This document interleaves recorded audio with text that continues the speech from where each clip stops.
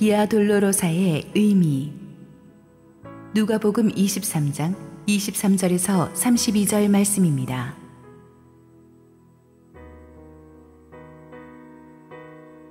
그들이 큰 소리로 재촉하여 십자가에 못 박기를 구하니 그들의 소리가 이긴지라. 이에 빌라도가 그들이 구하는 대로 하기를 언도하고 그들이 요구하는 자 곧 밀랑과 살인으로 말미암아 옥에 갇힌 자를 놓아주고 예수는 넘겨주어 그들의 뜻대로 하게 하니라. 그들이 예수를 끌고 갈 때에 시몬이라는 구레네 사람이 시골에서 오는 것을 붙들어 그에게 십자가를 지워 예수를 따르게 하더라. 또 백성과 및 그를 위하여 가슴을 치며 슬피 울인 여자의 큰 무리가 따라오는지라. 예수께서 돌이켜 그들을 향하여 이르시되 예루살렘의 딸들아, 나를 위하여 울지 말고 너희와 너희 자녀를 위하여 울라. 보라, 날이 이르면 사람이 말하기를 잉태하지 못하는 이와 해산하지 못한 배와 먹이지 못한 젖이 복이 있다 하리라. 그때 사람이 산들을 대하여 우리 위에 무너지라 하며 작은 산들을 대하여 우리를 덮으라 하리라. 푸른 나무에도 이같이 하거든 마른 나무에는 어떻게 되리요 하시니라. 또 다른 두 행악자도 사형을 받게 되어 예수와 함께 끌려가니라. 할렐루야. 우리 하나님께 한번 감사와 영광의 박수 올려드리겠습니다. 우리 함께 기도하시고 말씀 보겠습니다. 사랑하는 아버지, 지금 이 시간 현장에 나와 예배드리는 성도들에게나 실시간 온라인 생방송으로 가정에서 경건하게 스크린 앞에서 예배드리는 성도들에게나 오늘 하나님께서 동일한 은혜를 주시옵소서. 부족한 종을 온전히 감추시고 오직 우리 주님께서 비아 돌로로사 십자가 길의 의미를 크고 분명한 음성으로 우리 성도들에게 들려주시옵소서. 예수님 이름으로 기도했습니다. 아멘. 기독교 신앙의 핵심은 십자가입니다. 십자가를 멀리서 보는 사람은 항상 자기가 잘난 줄 알고 살아갑니다. 그러나 십자가 앞에 항상 엎드려 있는 사람은 자기가 얼마나 작고 추한 존재임을 알기 때문에 목에 힘줄 수가 없습니다. 신앙심이 깊은 사람이란 누구냐? 항상 십자가 가까이에서 십자가를 의식하고 살아가는 사람이죠. 믿음이 매너리즘에 빠진 사람들은 반드시 십자가의 은혜로 다시 돌아갈 필요가 있습니다. 주님의 십자가는 말없이 서 있지만 엄청나게 많은 말을 우리의 마음속으로 보내주고 있습니다. 우리의 죄에 대해서, 하나님의 사랑에 대해서 십자가는 오늘도 엄청나게 많은 언어를 우리에게 말하고 있습니다. 회개한 양심이 있다면, 성령의 감동을 받았다면 그 십자가는 살아 움직이는 하나님의 구원의 능력으로 우리에게 다가올 것입니다. 처음에는 미세한 울림으로 시작하지만 나중에는 내 안에 있는 옛사람의 틀을 완전히 뿌리 뽑고 흔들어 버리는 거대한 폭풍이 되어서 십자가의 능력은 나를 깨고 부수고 새롭게 할 것입니다. 아무도 막을 자가 없는 십자가의 능력을 이번 순환 주간 동안에 우리가 깊이 체험하기를 축원합니다. 올해 순환 주일에는 예수님이 십자가를 지시기까지의 과정을 다룬 비아 돌로로사의 의미를 함께 살펴보기로 하겠습니다. 라틴어로 비아 돌로로사라는 것은 The Way of Sorrow, 슬픔의 길이란 뜻입니다. 예수 그리스도께서 본디오 빌라도에게 재판을 받으신 곳으로부터 십자가를 지고 골고다 언덕까지 약 800m의 길입니다. 이 골고다 언덕에서 십자가 처형에 이르기까지의 전 과정을 의미하는데 사실 예루살렘 도시는 AD 70년경에 예수님 돌아가시고 나서 한 세대 후에 로마군에 의해서 완전히 파괴되었죠. 그러므로 지금 있는 비아 돌로로사는 그 뒤에 중세기에 복원된 길입니다. 성경적인 그 고증에 입각해서 복원된 길인데 14세기 프란체스카 수도사들이 복음서에 나오는 십자가 고난의 길 순서대로 14개의 지점을 만들어서 비아 돌로로사 묵상의 길을 만들어 놓았습니다. 오늘도 그래서 예루살렘에 가보면은 매주 금요일 순례자들이 이 길을 걸으면서 십자가 순환을 묵상을 합니다. 비아 돌로로사는 아주 평범한 길이에요. 폭이 상당히 좁고 지금도 길거리로 온갖 물건들을 파는 상인들이 시끄럽게 소리 지르는 그런 옛날 우리 서울의 달동네로 올라가는 것 같은 그런 좁고 시끄러운 길입니다. 예수님 당시에도 그랬을 것입니다. 세상적인 가치관으로 사는 사람들에게 있어서 이 길은 별로 멋있지도 않고 아무 감흥이 없을 것입니다. 그러나 십자가의 의미를 아는 사람들은 이 길을 결코 함부로 걸어가지 못합니다. 제가 성도들과 함께 이스라엘 성지순례를 가면 꼭 그 코스에 이 비아 돌로로사 길을 함께 걸어 올라가는 코스가 있습니다. 걸을 때마다 성령께서 주신 아주 묵직한 감동이 있습니다. 오늘은 이 비아 돌로로사의 14개 지점 중에서 몇 가지 지점만 우리가 좀 묵상해 보기로 하겠습니다. 첫 번째 지점은 빌라도에게 사형 선고를 받으시던 제1지점입니다. 23절, 25절을 우리가 함께 읽습니다. 시작. 그들이 큰 소리로 재촉하여 십자가에 못 박기를 구하니 그들의 소리가 이긴지라. 이에 빌라도가 그들이 구하는 대로 하기를 언도하고 그들이 요구하는 자 곧 밀란과 살인으로 말미암아 옥에 갇힌 자를 놓아주고 예수는 넘겨주어 그들의 뜻대로 하게 하니라. 자, 이 짧은 말씀에서 계속해서 반복되는 패턴이 있는데 로마 총독 빌라도가 군중들에게 계속 휘둘리고 있다는 사실이에요. 그들의 소리가 이긴지라. 그들이 구하는 대로 인도하고 그들이 요구하는 대로 밀란과 살인자를 놓아주고 그들의 뜻대로 하게 하고 그들이 하고 싶은 대로 해주었다는 말이 무려 4번이나 나와요. 이게 무슨 리더예요? 세계를 제패하는 로마의 총독이 어쩌면 이렇게 무기력하게 군중의 소리에 휘둘릴까? 여기서 우리는 본디오 빌라도가 왜 이렇게 무기력한 모습을 보일 수밖에 없었는지 조금 배경 설명을 들을 필요가 있습니다. 본디오 빌라도가 총독으로 있을 때 로마 황제가 타이베리우스였는데 이 타이베리우스는 신하들을 병적으로 의심하는 독재자로 유명했습니다. 그래서 이 사람은 대인기피증이 있어서 그 키프리 섬이라는 섬에 집거하면서 10년 동안 사람을 만나지 않고 순전히 각 속주의 총독들이 보고하는 문서를 받고 답장하는 문서 정치로 로마 제국을 통치했다고 합니다. 그런데 총독들한테만 편지를 받는 것이 아니라 이 총독들을 못 믿어서 그들을 감시하는 이 스파이들을 곳곳에 배치해서 그들로부터 제2의 또 제2, 제3의 보고서를 또 받아요. 그래갖고 이 보고서가 엇갈리면은 이 총독들, 특히 반역의 기미가 보이는 사람들을 가차없이 숙청해 버립니다. 그런데 빌라도는 이미 유다 총독으로 임명되기 전에 반역 사건에 한번 연루돼서 죽을 뻔하다가 풀려난 경험이 있어요. 그래서 황제 정보국의 블랙리스트에 올라 있어요. 그러니까 이 빌라도는 총독으로 있으면서도 항상 좌불안석이에요. 자기가 블랙리스트에 올라 있으니까 조금만 잘못하면 이 저 병적으로 의심이 많은 황제한테 숙청당할 수도 있다는 두려움이 있는 거예요.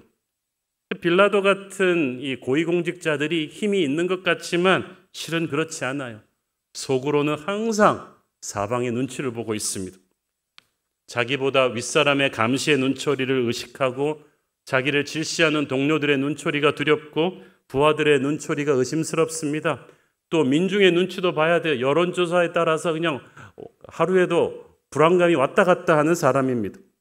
그 빌라도가 자기가 총독이긴 하지만 자기를 의심하는 황제 정보원들이 도처에 깔려서 자기를 감시하고 있다는 걸 압니다. 안 그래도 반란과 밀란이 그냥 들불처럼 자주 일어나는 유다 지역에서 반역 사건이 일어나기라도 하면, 밀란이라도 일어나기라도 한다면, 그것 통제를 못해서 그 보고가 황제에게 들어간다면 순식간에 자기 목이 날아갈 수도 있다는 걸 빌라도는 알고 있어요. 그래서 빌라도는 유다 총독으로 부임하자마자 황제에게 자신의 충성을 쇼업하기 위해서 갈릴리의 그 반역한 사람들을 그냥 막 공개 처형해버리는 그런 만행도 저질렀죠. 자, 그래서 조심조심 살아왔는데 유대인의 가장 큰 명절인 유월절, 그래서 전 세계 유대인들까지 포함해서 수만 명의 사람들이 예루살렘에 모여서 득식을 그때 종교 지도자들이 나사렛 예수를 잡아서 처형해달라고 끌고 온 거예요.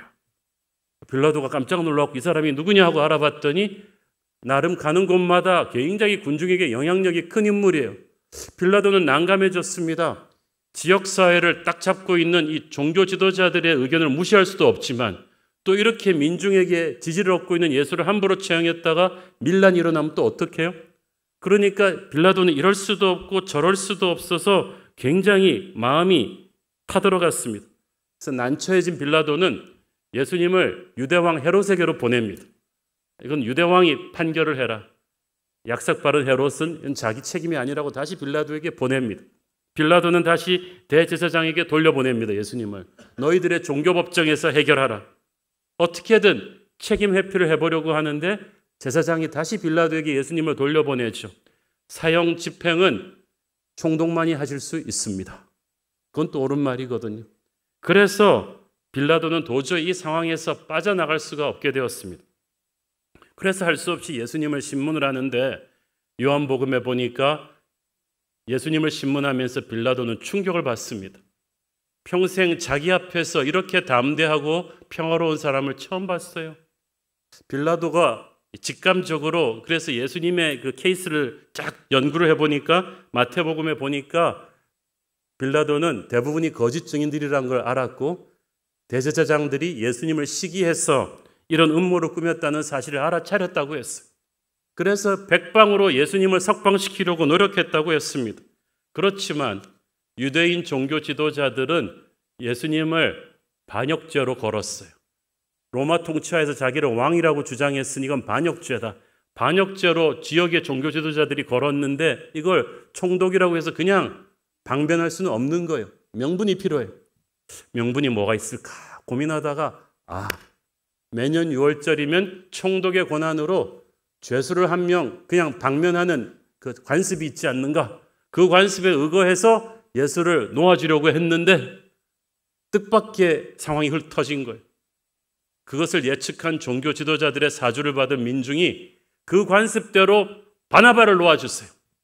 살인을 저지른 아주 밀란의 주동자인 바나바를 놓아달라는 거예요.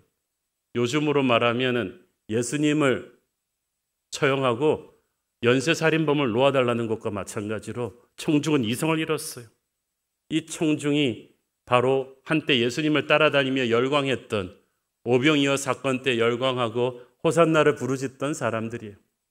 그러니까 대중의 인기, 민심이라는 것이 얼마나 허무합니까? 빌라도는 자기 양심상 그리고 모든 논리적인 정황으로 예수님이 죄 없으시다는 걸 알았어요. 석방해야 된다는 것도 알았지만 자기 양심과 진리로 지금 결정할 수 없는 상황이에요. 왜냐하면 이미 빌라도는 로마 황제로부터 자기가 좀 블랙리스트에 올라 있는 충성심을 의심받고 있다는 걸 알고 있거든요.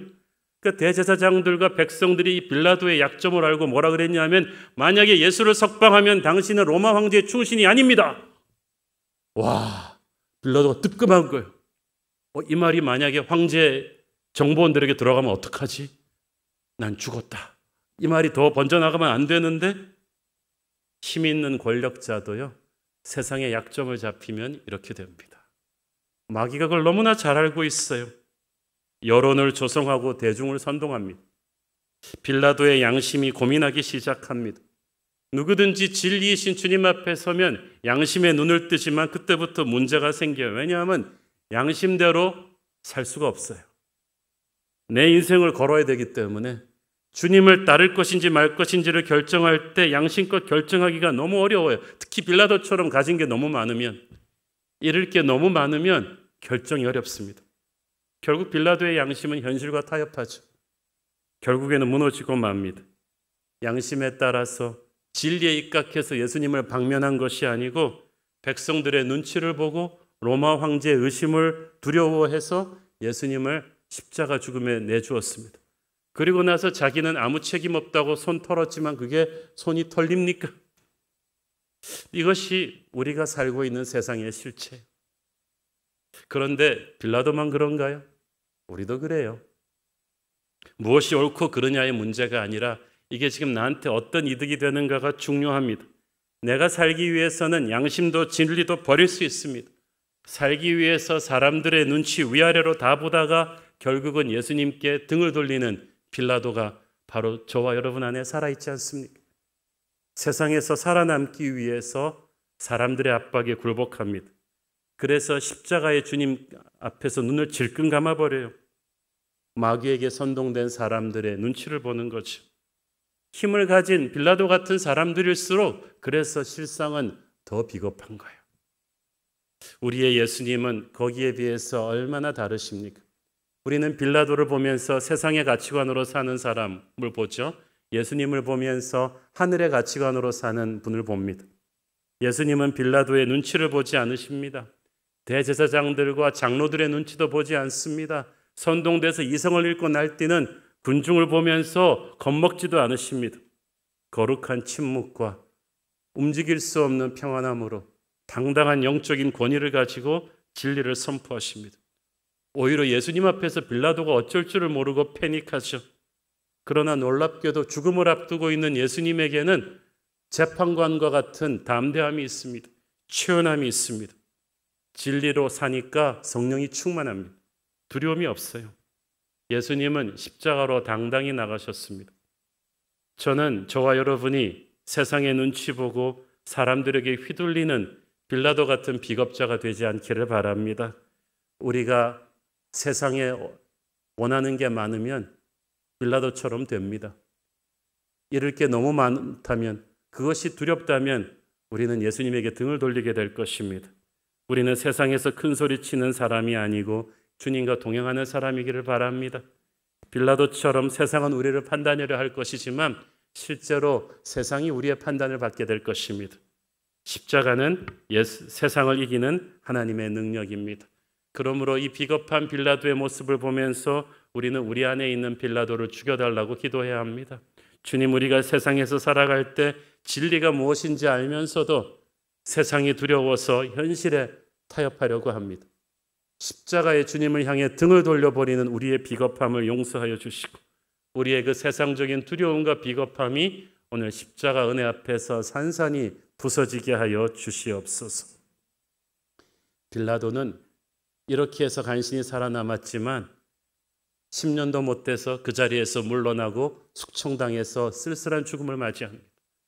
그렇게 세상의 눈치를 보고 아부했지만 세상은 그를 비참하게 버립니다. 여러분, 세상에 아부하지 마십시오. 세상은 여러분을 버릴 것입니다. 예수님을 선택하십시오. 예수님을 붙잡고 가십시오. 그러면 세상이 알지 못하는 은혜가 여러분을 지킬 것입니다. 그 다음에 본문이 주목하는 사건은 비아 돌로로사 길의 5번째 지점입니다. 여기서 구레네 시몬이 예수님의 십자가를 대신 지는 사람으로 등장합니다. 26절 읽습니다. 그들이 예수를 끌고 갈 때에 시몬이라는 구레네 사람이 시골에서 오는 것을 붙들어 그에게 십자가를 지워 예수를 따르게 하더라. 자, 빌라도에게 사형 구형을 받으신 예수님께서는 이제 십자가를 지고 골고다 언덕으로 올라가시게 됩니다. 이 십자가의 무게는 70kg 정도 되는 아주 무거운 나무입니다. 근데 여러분 생각해 보십시오. 밤새 겟세마네에서 피가 땀이 되도록 탈진되도록 기도하셨어요. 그 다음에 이곳저곳 끌려다니면서 신문당하셨어요. 그리고 무자비한 로마의 채찍질로 거의 실신 상태까지 맞으셨어요. 그리고 가시면류관을 머리에다가 꽉꽉 눌렸어요. 덕분에 많은 치료를 했습니다. 지칠 대로 지친 예수님이 그 가파른 800m의 골고다 길을 도저히 체력적으로 감당할 수가 없었어요. 그래서 그냥 조금 몇백 미터 가다가 쓰러지신 거예요. 로마 군인도 예수님이 겪으신 일을 아니까 더 이상 푸시할 수 없다는 것을 알고 지나가는 사람을 아무나 빡 붙잡았어요. 그 당시 로마 군인들이 툭하면 그런 일을 많이 했습니다. 자기들이 지고 가던 짐이 무거우면 아무나 행인을 붙잡아가지고 너 이거 저기까지 좀 지고 가자. 이런 일을 자주 시켰거든요. 그렇게 딱 붙잡힌 사람이 구레네 시몬이었어요. 마가복음 15장에 보면 그는 유월절 성수를 위해서 두 아들 알렉산더와 루포를 데리고 왔던 사람이라고 했습니다.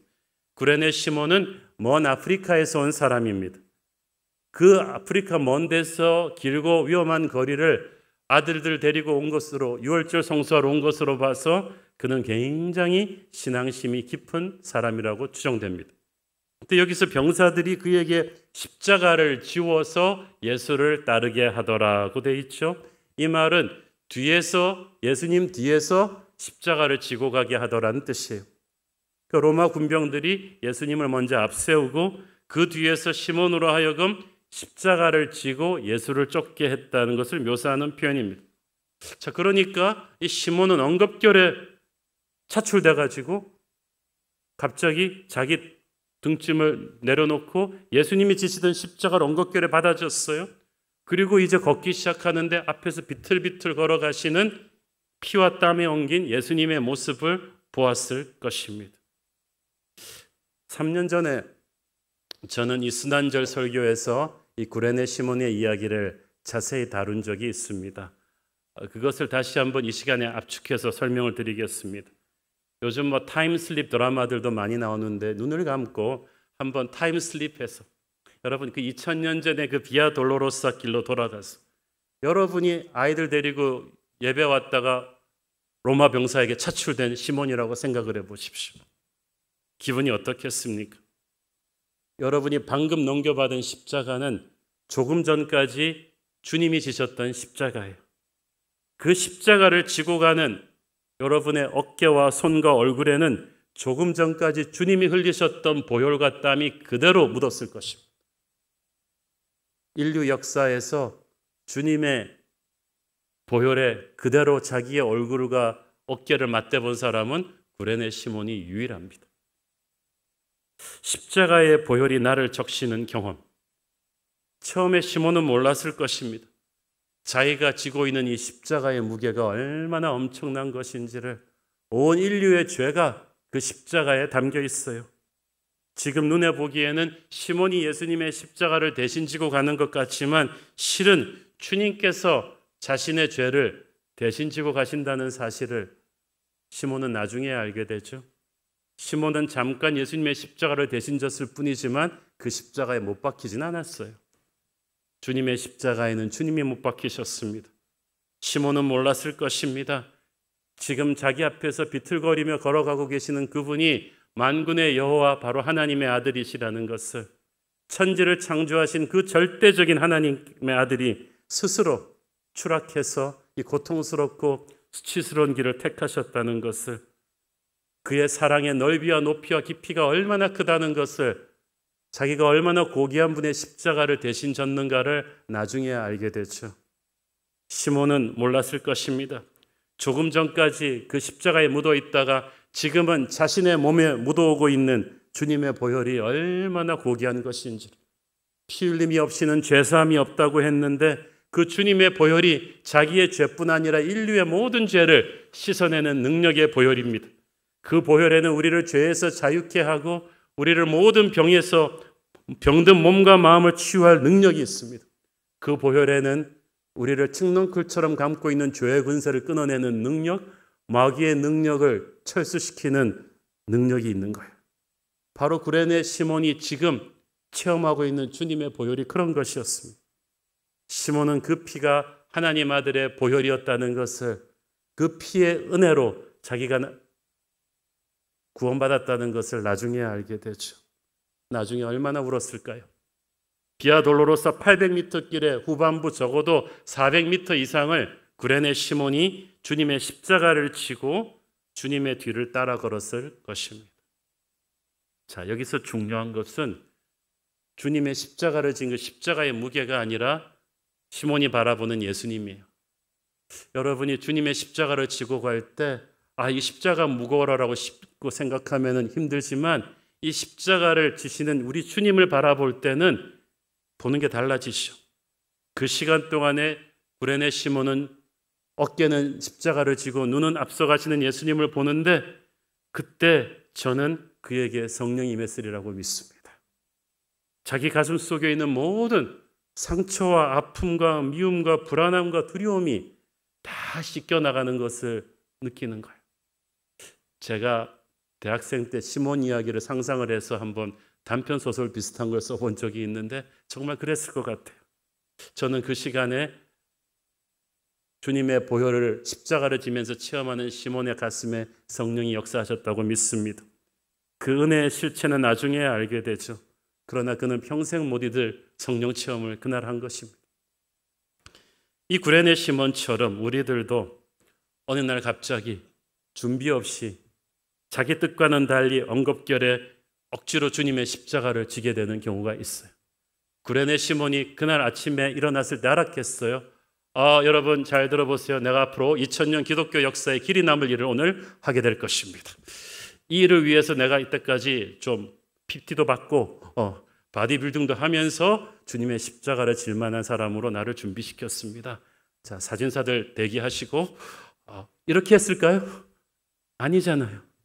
그날 너무나 평범한 날이었는데 갑자기 부르심을 받은 거예요.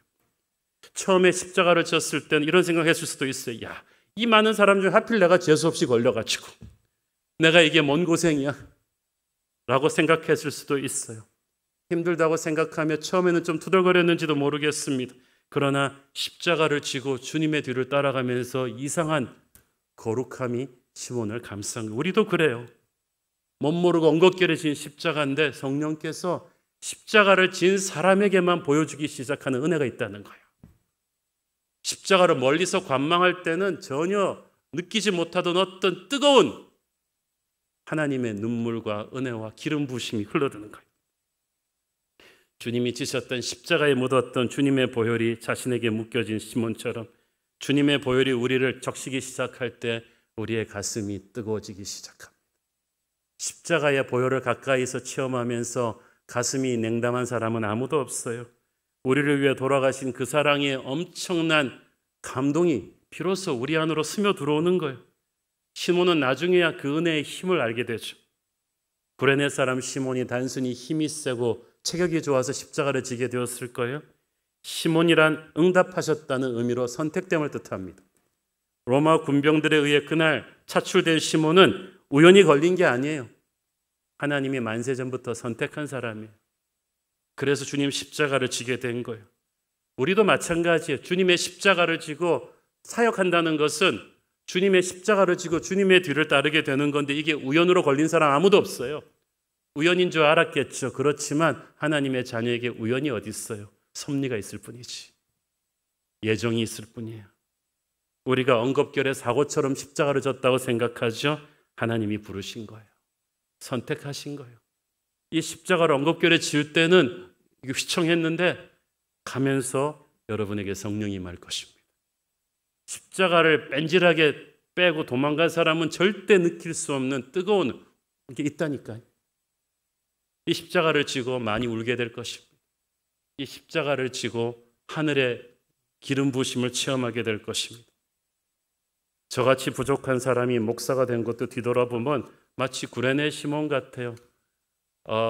1987년 LA 레이크 로헤드에서 열린 CGC 수양회에 저는 목사가 되겠다는 결심을 하고 가지 않았어요. 딴 생각하고 갔다가 그날 걸린 거예요. 그리고 주의 종의 부르심을 받고 남들은 40일 금식기도 하고 부르심을 받는다는데 저는 너무 죄송스러웠어요. 엉겁결에 주의 십자가를 지고 주의 종의 길을 가게 되었는데 그렇게 시작했지만 주님을 바라보면서 온 이 목회의 길 30년을 돌아보니까 은혜가 너무나 많았어요. 어려움도 많았지만 그 어려움의 100배가 넘는 이 길을 가지 않았으면 절대 깨달을 수 없는 축복이 넘치도록 있었다는 거예요. 처음에는 내가 십자가를 졌는데 나중에는 십자가가 나를 지고 가더라고. 우리 주님이 섬길수록 더 귀한 분이셨습니다. 그날 시몬의 두 아들들도 거기 있었어요. 아버지가 졸지에 로마 병사들에게 잡혀가지고 억지로 예수님의 십자가를 끌고 가는 장면을 목격했어요. 아마 시몬의 아내도 거기 있었을 것입니다. 그래서 놀라서 온 가족이 그냥 할 수 없이 아빠 보면서 같이 골고다까지 왔을 거예요. 시몬이 십자가를 내려놓은 뒤에도 시몬과 가족은 그 자리를 떠나지 못합니다. 예수님이 거기서 못 박히시는 장면을 봅니다. 온 하늘이 캄캄해지는 그 모습을 봅니다. 그 시몬의 가족이 주님의 십자가 앞에서 충격을 받은 그날 성령이 그들에게 임합니다. 이걸 우리가 어떻게 하냐고요? 그때부터 시몬의 가정이 성경에 나와요. 그날 주님의 십자가를 졌던 시몬이 고향으로 돌아가지 않고 예루살렘에 남습니다. 그리고 제자들과 함께 거합니다. 부활의 주님을 함께 만납니다. 지상명령 함께 듣습니다. 마가의 다락방에서 함께 불같이 기도하는 120문도 중에 시몬의 가족이 있었어요. 그리고 예루살렘 초대교회 불같은 부흥의 역사의 주역이 됩니다. 아프리카에 복음의 불길이 번져나가는 거대한 역사에 쓰임받아요. 이후 그 아내와 시몬의 아내와 두 아들들 알렉산더 루포들 다 바울의 목회서신에 등장하는 초대교회에 없어서는 안 될 믿음의 명문가가 되죠. 구레네 시몬, 엉겁결에 십자가인데 자신과 가문의 운명을 바꿔버려요.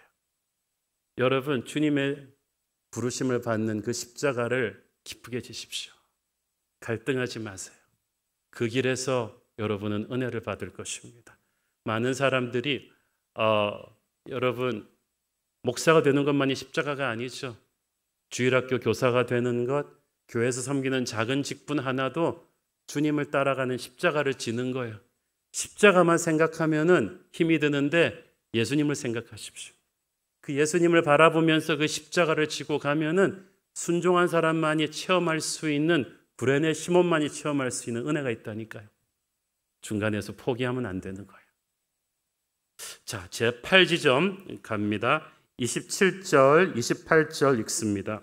또 백성과 및 그를 위하여 가슴을 치며 슬피 우는 여자의 큰 무리가 따라오는지라.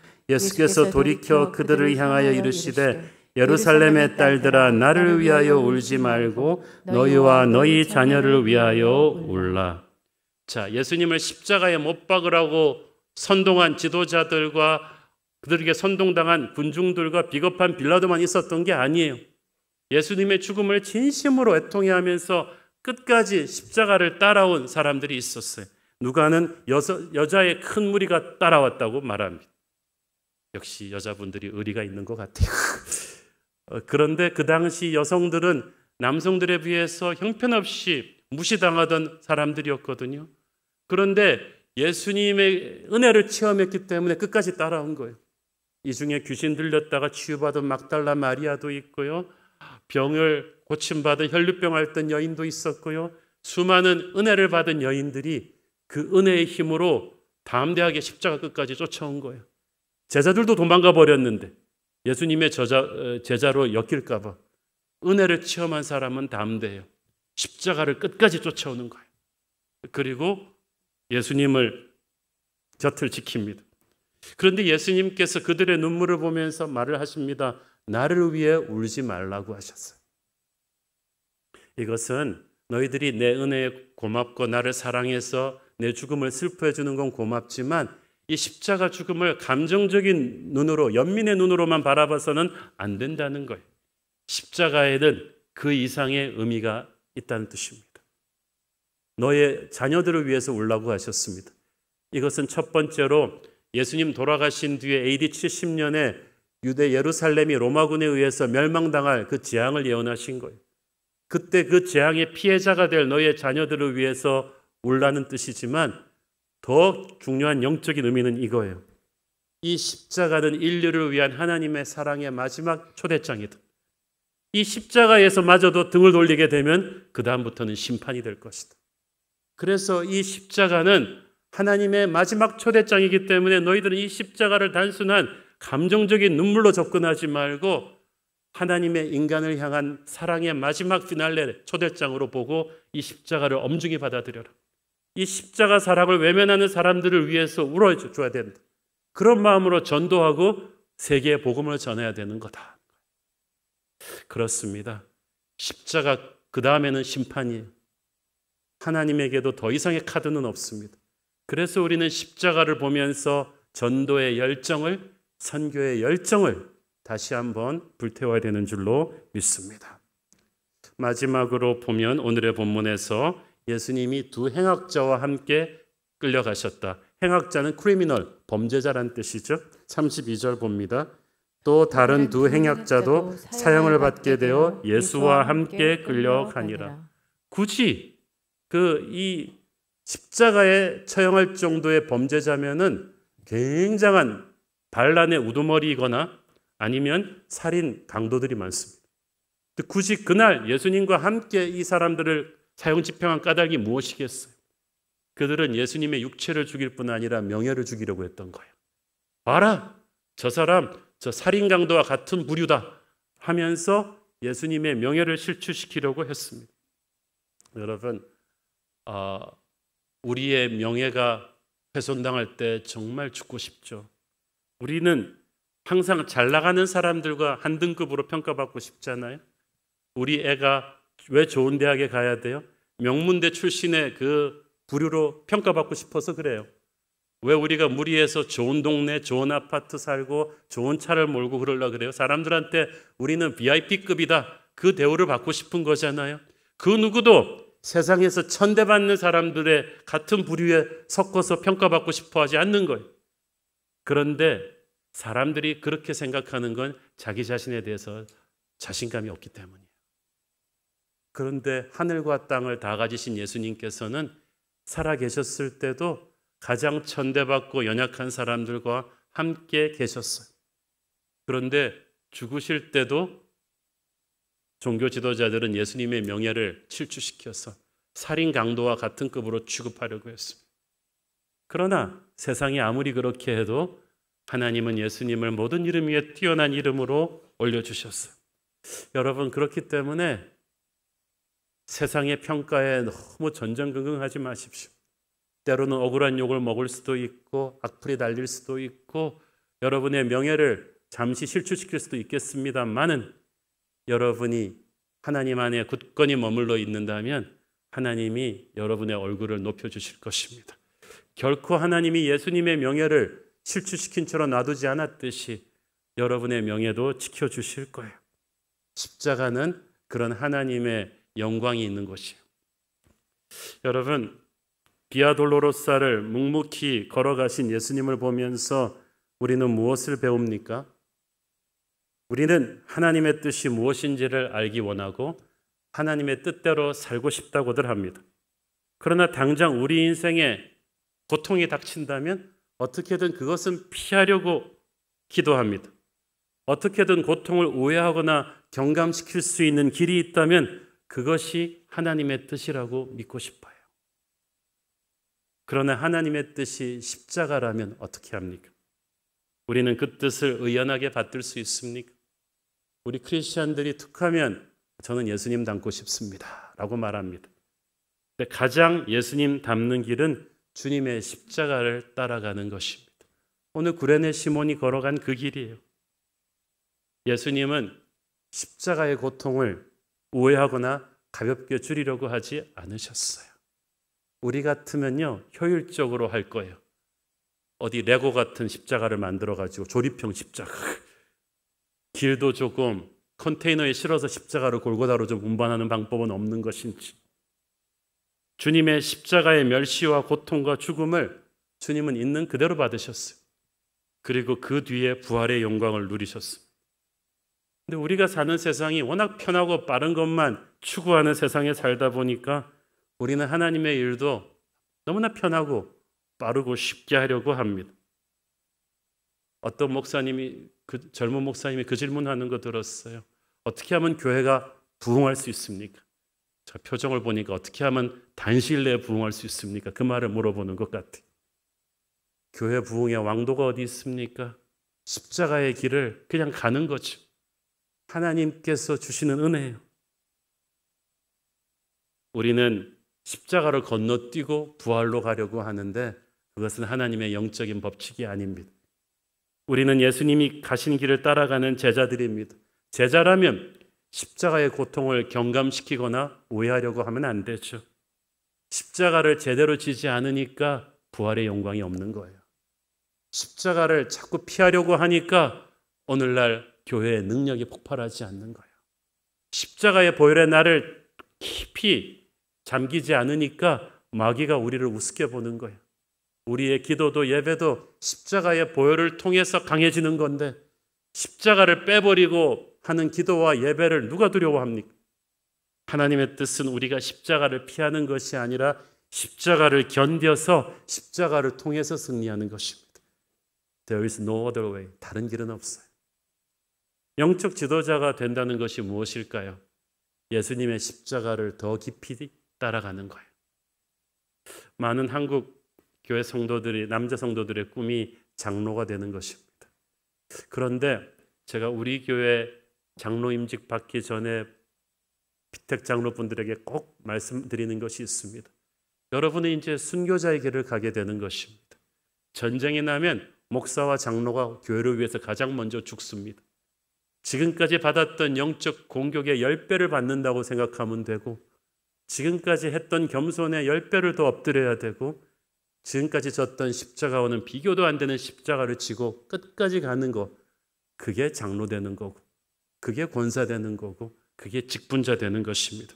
근데 직분은 받으려 하면서 십자가는 감당하기 싫어서 도망가겠다, 그러면은 안 되죠. 우리는 십자가의 무게를 줄이려 하면 안 돼요. 십자가가 지기 싫어서 도망가서도 안 돼요. 중간에 포기해서도 안 돼요. 그렇게 할 수 있는 방법은 예수님을 바라보는 것입니다. 우리가 져야 될 십자가를 끝까지 지는 것, 우리가 어려워도 이 십자가를 생각하지 말고 우리 앞에 서 가시는 주님을 바라보십시오. 신앙이란 뭘 안 하고 뭘 안 하고가 아니라 예수님을 따라가는 거예요. 주님께서 옆에서 힘을 주실 것입니다. 재능이나 인맥으로, 돈으로 어떻게 하나님의 일을 합니까?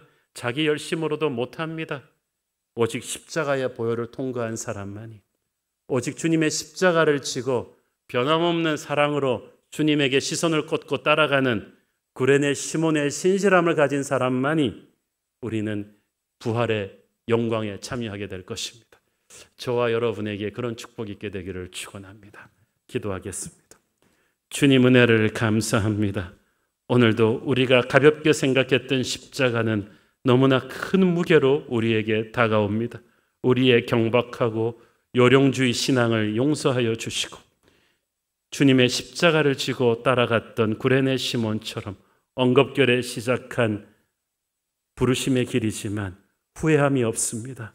주님을 사랑하면서 주님의 보혈이 내게 묻어지고 주님의 사랑이 내게 흘러드는 성령 체험하게 하여 주옵소서. 예수님 이름으로 기도했습니다. 아멘.